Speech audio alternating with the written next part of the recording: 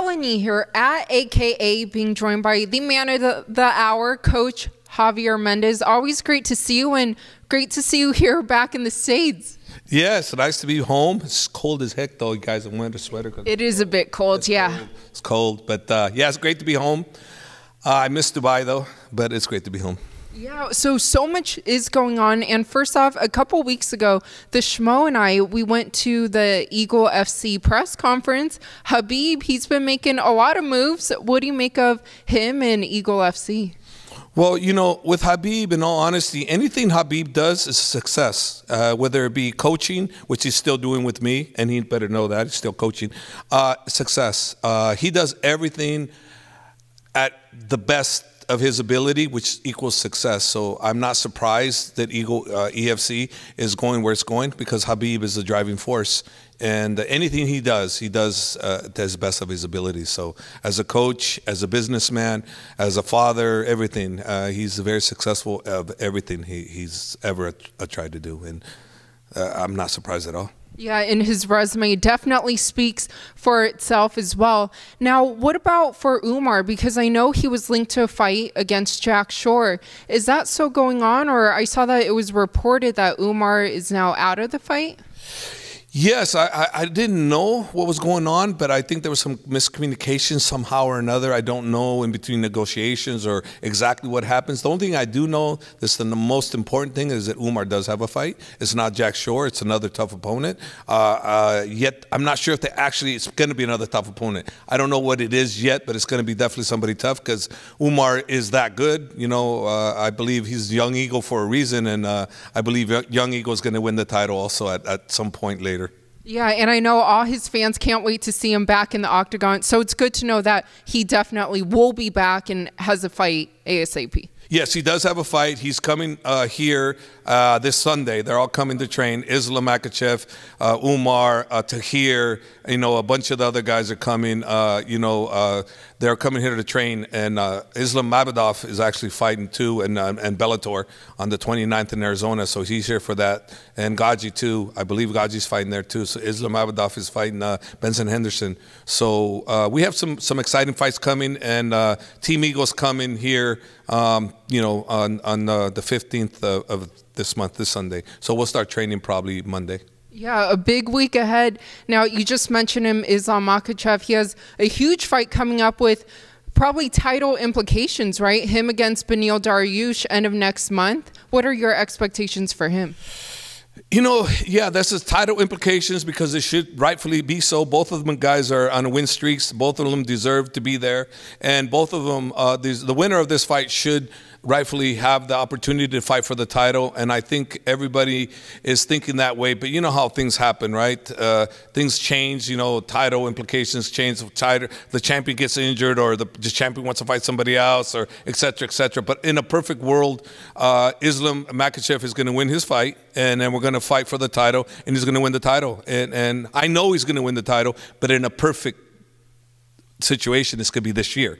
Speaking of kind of that whole title picture, like you just discussed, and I know Justin Gaethje, I mean, a lot of fans are calling for him to get that title shot. So where do you think it kind of stands in with Charles Oliveira? And we see even Conor McGregor trying to tweet at Charles saying that could be a possibility, given the history between obviously Conor versus Aldo, Brazil, and everything. So what would you do if you were guiding Charles Oliveira? Go for the money. So the Conor fight? Probably, if they're going to put. I mean, the UFC is a business. They're going to do what they're going to do. So I would think that, you know, look what Dustin did. What Dustin do? He went for the title or go for the money? He went for the money. So a lot of these fighters that have attained a certain status, they show their worth by what they do. They go for the money, whereas other fighters show their status, what their heart lies, where they go for the title. So in this particular case, I'm thinking since he already has the title, he's going for the money. So whoever's going to provide the most money for Charles is where I believe he's going to go. But who deserves to be there as far as, you know, like by win percentage, it should be the Islam and his match, you know, with the Beneil. It shouldn't be anybody else, because they can get more eyeballs to the screen. But in the promotion business, it's all about who can bring the most money. You know, we've seen it too many times for us to not think that's not what's going to happen. If we thought that, then why did Chael Sonnen go from one loss to another loss and fight for titles back to back? Because Chael Sonnen was a draw, and you know, it made sense for them as a business. So this is a business first, and as much as people don't like it, you know, it is reality. It's a business first. So who brings the biggest eyeballs? Who brings the biggest paychecks for the UFC? Who's going to get the opportunities? You know, and we need to know that. So fighters, you guys are out there, you understand, you know, do like Sean O'Malley does. You know, he builds his brand, you know, build your brand and, you know, get the big UFC behind you, because not, guess what? You know, you put in all the hard work in the gym, you all do hard fights, but you don't advertise, you know, put yourself out there. You know, it's kind of hard for them to see paying you the same kind of money they pay a Sean O'Malley or someone else, because you don't build a brand. You got to build a brand. Like Umar, you know, we should call him Young Eagle now. He's built to a brand. You know, he's the cousin of Khabib. You know, so guess what? There's a lot of expectations. There's a lot of good things on him. So he's in the right situation. But if guys aren't in the right situation, they have to put themselves there. And speaking of titles and title shots, a big fight coming up between Francis Ngannou and Ciryl Gane. Who do you think takes that? You know, as far as stylistically, the power, you know, goes to Ngannou. So anytime he touches you, there's a risk factor for the person that gets hit by that enormous power. But Ciryl Gane is a great athletic ability and diversity in everything he does. You know, it favors him. The longer the fight goes, favors him, I believe. The shorter the fight goes, favors Ngannou. So it's going to be a tough fight. I don't really know exactly who's going to win. They're both great fighters, in my opinion. And one just has the most power I've ever seen out of anybody. It's Ngannou. And the other one is probably, for a big man, is most athletic, you know, as far as size-wise. I don't think I've seen anybody the size of Gane that has the ability he has. He's got incredible ability. And he's incredible likable. They're both likable, very likable guys. So I think the consensus is more attacking the coach than it is the fighter, right? Because they seem to get along really well. But it's the coach versus Ngannou versus Ciryl versus Ngannou as far as talking back and forth. But former UFC heavyweight champion Cain Velasquez, I've seen some posts on social media as well that he's kind of been in here helping guys a bit, right? No, Cain's been doing more than helping guys. He's been helping out a tremendous amount. Having him here is a blessing, you know. I mean, to have somebody of his caliber and stature come in here and help these young guys up and coming, you know, with technique and words of wisdom, which he has incredible words of wisdom. It's a blessing to have Cain here. It's a big blessing. I'm so glad that you know, we're part of the family that he still belongs to. You know, it's great to have Cain here. So is he officially like a coach here? I would say he's always been officially a coach, and yeah, Cain, you're a coach here. Remember that, Coach Cain. Coach Cain, yes. That's awesome. But any update with him and kind of where his future stands? You know, well, Cain's doing the wrestling gig back again in Mexico. The Lucha Libre, I believe, is doing. And, you know, when Cain does something, he does it better than everybody else. I mean, his first outing on Lucha Libre, I was like, what the hell? He's amazing. This guy's amazing, talented. I think the WWE is going to come knocking real soon, just a matter of when they get rolling the way they need to. I think that they're going to be knocking back on the doors with Cain Velasquez. So I think within a short period of time, we'll see Cain back with WWE. Yeah, he definitely deserves that. He's great at pro wrestling as well. And someone else that you're familiar with, Luke Rockhold, what do you see is the future for him? Because he was scheduled to fight Sean Strickland a couple months ago. I know he got injured. So where do you think he stands? Well, I mean, the thing about, you know, guys like Luke, you know, he's got so many different avenues that he can go, and he's older, and he's out for the best situation that excites him. If he's excited, he'll be back in tomorrow.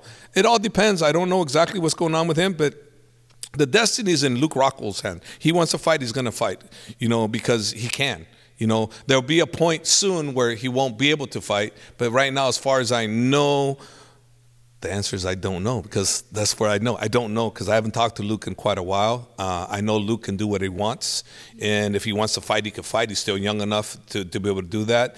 But what he's going to do, I don't know. Yeah, so you're not sure who, like, what type of opponent would kind of excite him? Yeah, I'm not sure what type of an opponent, but obviously, you know, if it was Israel Adesanya, that excites him.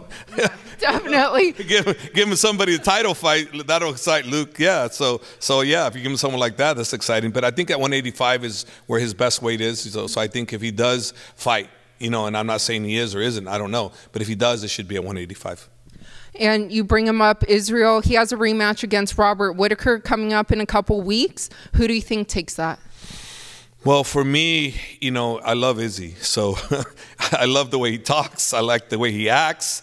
I like him all the way around, period. I love the way he stands up for his you know, for his fighters, you know, his fellow fighters, you know.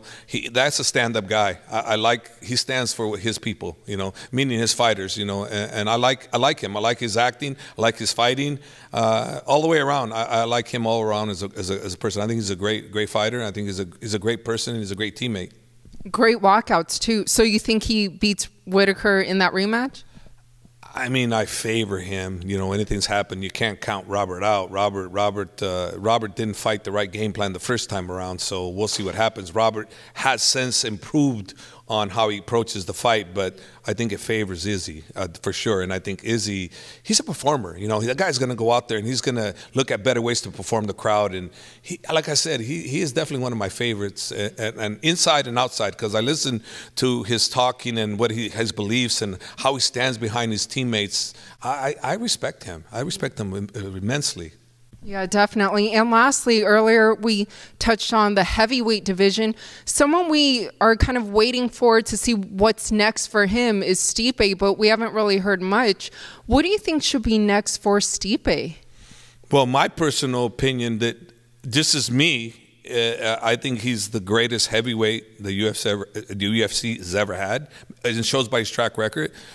That I kind of would have liked to see him dictate where he goes next, but unfortunately, you know, he doesn't create enough of a noise for people to be behind him. But I recognize the talent and the sacrifice that he's done, so I think he should be in a position to call shots, but he's not, you know. And I don't know what's going on behind the scenes, the business scenes, but I personally feel that he's earned that right, you know. But what happens, I don't know. But you always have so much going on, very busy schedule ahead, and great Instagram to follow as always. So what would you like to let your fans know? Something new is coming between Cain Velasquez and I. Stay tuned.